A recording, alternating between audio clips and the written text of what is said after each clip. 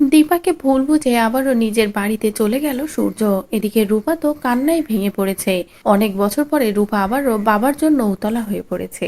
নিজের বাবাকে বারবার কাছে পেতে চাচ্ছে। আর রূপার এই কষ্ট দেখে দীপা আবারও শক্ত হয়ে উঠল।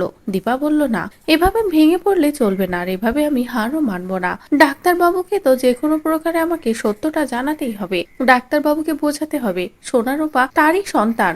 সে যেন তার দুই সন্তানকে বুকে টেনে নেয়, এমনকি আমাকেও তার কাছে ফিরিয়ে নেয়। যে অগ্নি পরীক্ষা আমি প্রথম থেকেই দিতে রাজি হয়নি, সেই অগ্নি পরীক্ষা এবার আমার দিতেই হবে। নিজের জন্য না হয় নিজের সন্তানের জন্য তো আমাকে দিতেই হবে।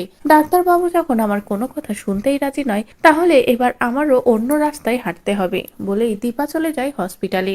যে ডাক্তার নিজের ডেলিভারি করিয়েছিল তার সাথে কথা বলে, এমনকি এটাও বলে সে নিজের দুই সন্তানের ডিএনএ রিপোর্ট করাতে চায়, কারণ রিপোর্টটা তার এখন ভীষণ দরকার। যে কথা শুনে তো হসপিটালের ডক্টর রাজি হয়ে যায়। তারপরেই দীপা সোনা ও রূপার ডিএনএ রিপোর্ট করে।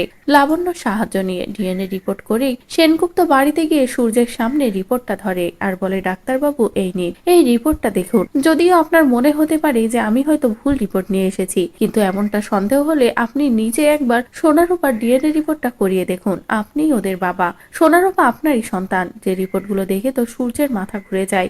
এদিকে দীপা আরো বলে, আপনার বন্ধু বারবার আপনাকে ঠকিয়েছে, ওই আপনাকে বারবার ভুল প্রমাণ করেছে, আর আপনিও ওর পাতা ফাঁদে পা দিয়েছেন, ওর কথা বিশ্বাস করেছেন, যার ফলে আমরা দুজনে আজ একে অপরের থেকে এতটা দূরে, আমাদের দুই সন্তান ও বাবা মার থেকে দূরে। যে কথাগুলো শোনার পরে তো সূর্যের টনক নড়ে। এদিকে লাবণ্য চোখে আঙুল দিয়ে সূর্যকে সবটা দেখিয়ে দেয় মিশকা ঠিক কি স্বার্থের জন্য এত কিছু করেছিল। অন্যদিকে মিশকা আর তখন কোনো কিছু অস্বীকার করতে পারে না। তো বন্ধুরা, এভাবেই যদি দীপা এবার সূর্যকে ডিএনএ রিপোর্ট গুলো দেখায় এবং নিজের দুই সন্তানকে নিয়ে অগ্নি পরীক্ষা দিয়ে নিজের সংসারে আবারও ফিরে আসে, নিজের ভালোবাসার জীবনে ফিরে আসে, তাহলে সেটা দেখতে তোমাদের কেমন লাগবে কমেন্ট করে জানাও। পরবর্তী আপডেট পেতে চ্যানেলটি সাবস্ক্রাইব করো।